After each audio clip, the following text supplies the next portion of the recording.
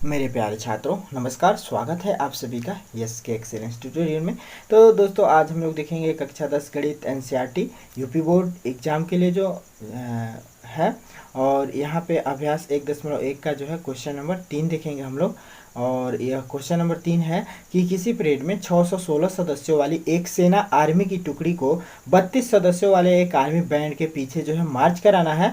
दो समूहों को जो है समान संख्या वाले स्तंभों में मार्च कराना है। उन स्तंभों की अधिकतम संख्या क्या है जिसमें वे मार्च कर सकते हैं। तो देखिए, पूछ रहा है कि उन स्तंभों की अधिकतम संख्या क्या है जिसमें जो है माने जिसमें वे मार्च कर सकते हैं। अधिकतम संख्या जो है कितनी बन सकती है सब मिला के। तो सब मिला के जो है अधिकतम संख्या अगर पूछ रहा है तो इसका यानी कि 616 का और 32 का एचसीएफ निकालना पड़ेगा।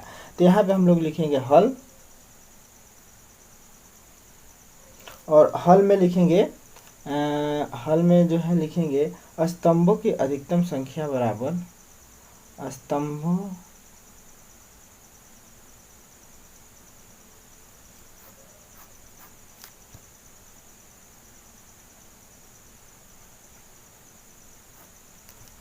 स्तंभों की अधिकतम संख्या तम संख्या बराबर एचसीएफ कितने का, 616 और 32 का। ठीक है, तो 616 और 32 का हम लोग जो है एचसीएफ निकालते हैं। तो 32 से जो है देखिए 616 और 32 में कौन बड़ा है, तो 616 बड़ा है किससे, 32 से। तो 32 से हम लोग को भाग दे देना है 616 में। भाग विधि से एचसीएफ निकाल लेते हैं। ठीक है, भाग विधि आसान रहेगा। तो यहाँ पे देखिए 32 अगर जो है 616 में हम लोग भाग देते हैं तो कितने बार में जाएगा, 32 का नाम 32, 11 में से 2 जा 9, 5 में से 3 जा 2, 6 उतार लेंगे। क बार में जाएगा, 29 27, लगभग 9 बार में। 9 दूना 18 के 8 1, 29 27 1 28, 16 में से 8 जा 8, 8 में से 8 जा 0, 2 में से 2 जा 0। ठीक है, अब देखिए 8 शेष आ गया। अब 32 से 8 में भाग नहीं जाएगा, इसको भाजक बना लेंगे और फिर 32 में भाग देंगे। 8 चौका 32। ओके, अब ये भी 0 हो जाएगा, ये भी 0। तो शेषफल 0 हो गया। तो यह जो है कितना से हुआ, 8 से। तो हमारा एचसीएफ हो जाएगा 8। तो यहाँ पे लिख देंगे एचसीएफ बराबर 8, यानी कि स्तंभों की अधिकतम संख्या कितनी हो जाएगी, 8। ठीक है, तो यहाँ पे लिख देंगे हम लोग एचसीएफ बराबर 8 है। तो यहाँ पे लिख देंगे हम लोग इसलिए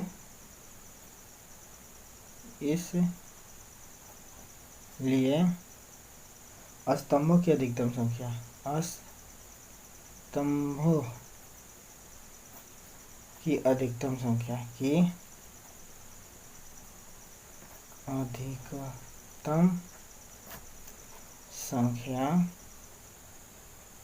क्या है, 8 है। माना पंक्तियों की अधिकतम संख्या कितनी होगी, 8 होगी। ठीक है, जिसमें जो है सेना आर्मी जो है मार्च कर सकती है। ठीक है, अधिकतम संख्या 8 बन सकती है। ठीक है दोस्तों, इसके बाद से हम लोग क्वेश्चन नंबर 4 देख लेते हैं। तो यहाँ पे आप देख सकते हैं कि यूक्लिड विभाजन प्रमेयिका का प्रयोग करके दर्शाइए कि किसी धनात्मक पूर्णांक का वर्ग किसी पूर्णांक m के लिए 3m या 3m+1 के रूप का होता है। तो दोस्तों यहाँ पे लिखेंगे हम लोग हल, और इसको भी हम लोग यूक्लिड विभाजन प्रमेयिका की सहायता से जो है सॉल्व करेंगे। तो यहाँ पे लिखेंगे हल, और हल में हम लोग लिखेंगे कि माना कोई धनात्मक विषम पूर्णांक, माना दर्शाइए किसी धनात्मक पूर्णांक का वर्ग, माना कोई धनात्मक पूर्णांक जो है क्या है, a है। माना कोई धनात्मक पूर्णांक क्या है, a है, जिसका वर्ग जो है निम्न रूप का है 3m प्लस, यानी कि a है, और इसका वर्ग जो है दर्शाना है, दिखाना है दिखाना है कि इसका वर्ग, दिखाना है कि इस धनात्मक पूर्णांक का जो वर्ग है ना इस रूप का है, यानी कि 3m और 3m+1 के रूप का है। ठीक है, तो ये का वर्ग इस रूप का है, अर्थात हम लोग लिख सकते हैं, अर्थात b बराबर कितना हो जाएगा 3, b बराबर 3 हो जाएगा। तो चूँकि जो है यहाँ पे यूक्लिड प्रमेयिका से अगर हम लोग देखें तो अगर b का मान 3 है, तो b का मान अगर 3 है तो हम लोग को शेषफल क्या प्राप्त हो सकता है, शेषफल चूँकि ये भाजक होता है, b बराबर b भाजक बना गया है यूक्लिड प्रमेयिका से। यूक्लिड प्रमेयिका क्या कहता है कि a बराबर b³ और प्लस में होता है r है, जहाँ r के लिए जो है क्या कंडीशन दिया गया है कि r जो है 0 के बराबर या 0 से बड़ा होगा और जो है क्या होगा b से जो है छोटा होगा ना, ये जो है कंडीशन दिया गया है।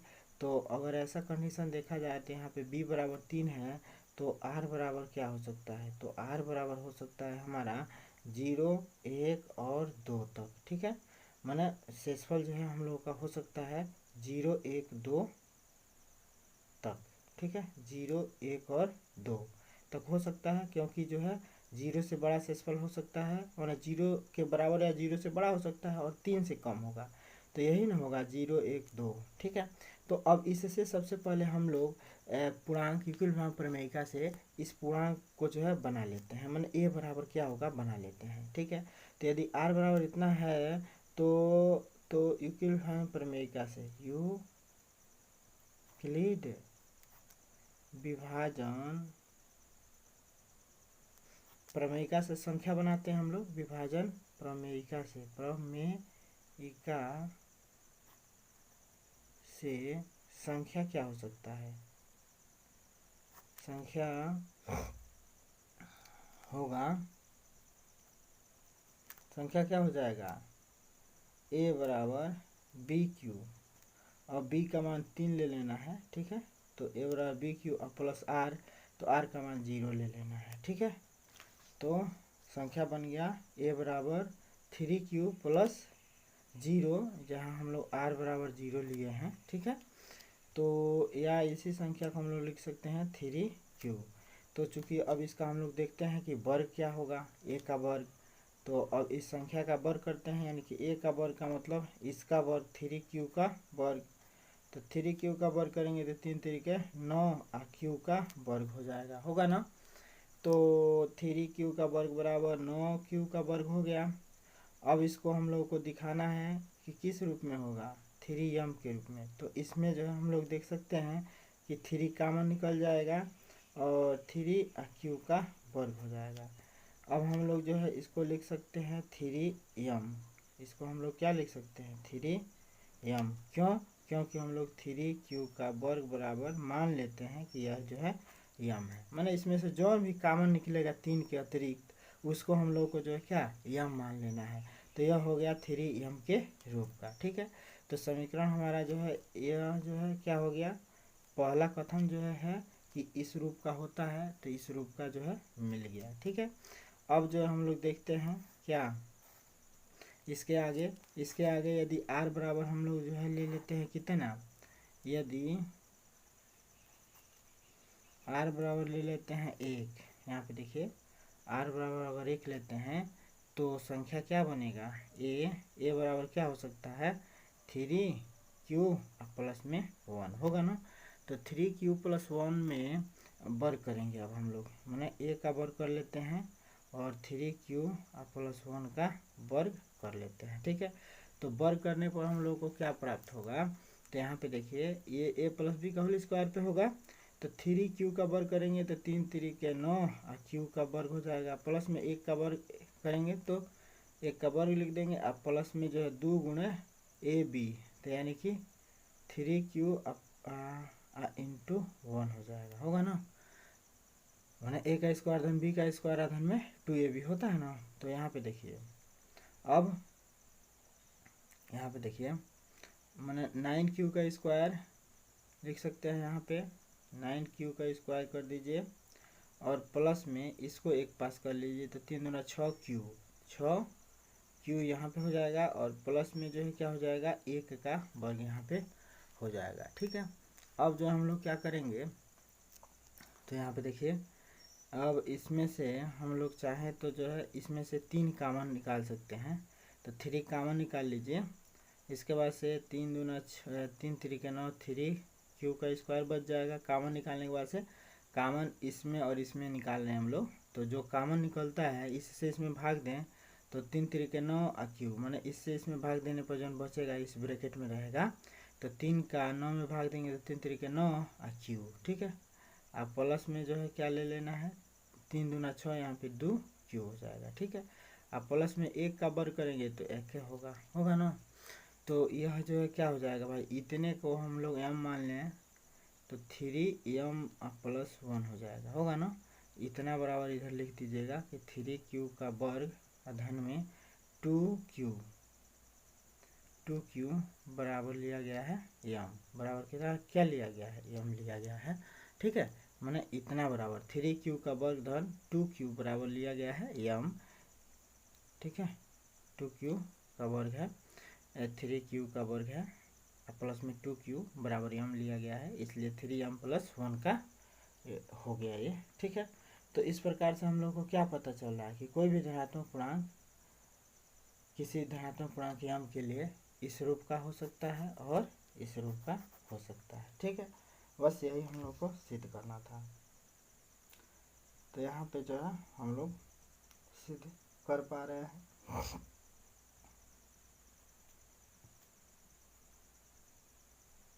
आप चाहें तो जो है दूर रख के भी समीकरण बना सकते हैं और इसका वर्ग कर सकते हैं, लेकिन अब करने की ज़रूरत नहीं है भाई, इस रूप का और इस रूप का हम लोग को दिख गया, तो इसके आगे हमारे हिसाब से जो है करने की ज़रूरत नहीं है, यहाँ तक जो है कर दिया जाए तो बहुत है।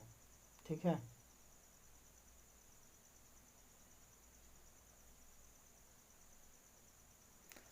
ठीक है दोस्तों, तो आई होप आप लोगों को यह समझ में आ गया होगा। भाई क्या कीजिए, मान लीजिए कि कोई धनात्मक पूर्णांक ए है, तो ए है, ठीक है, तो ए है तो हमको जो है दिखाना है कि ए का वर्ग जो है क्या है किसी भी धनात्मक पूर्णांक के लिए, तो जो कि कोई भी धनात्मक पूर्णांक क्या है ए है, तो ए का वर्ग इस रूप का होता है। अगर ए का वर्ग इस रूप का है तो यहाँ पे भी जो है हम लोग को b बराबर 3 मिल रहा है, b बराबर 3 है तो r बराबर क्या हो सकता है 0 1 2। अब 0 1 2 से संख्या बना लेना हम लोग को, यूक्लिड विभाजन प्रमेय से क्रमशः r का मान बदलते जाएंगे और संख्या बनता जाएगा, उसका वर्ग कर लेना है, बस यही कहानी है इसका। ठीक है दोस्तों, तो फिर मिलते हैं दोस्तों अगले वीडियो के साथ, तब तक के लिए जय हिंद। और कोई भी प्रॉब्लम हो तो आप लोग बता सकते हैं मैथ में, और इसमें जो हमने डॉक्टर मनोहरे के भी जो है सभी प्रश्नावली बता दिया है, तो आप लोग जो है प्ले लिस्ट में जाके देख सकते हैं। तो फिर मिलते हैं दोस्तों, जय हिंद।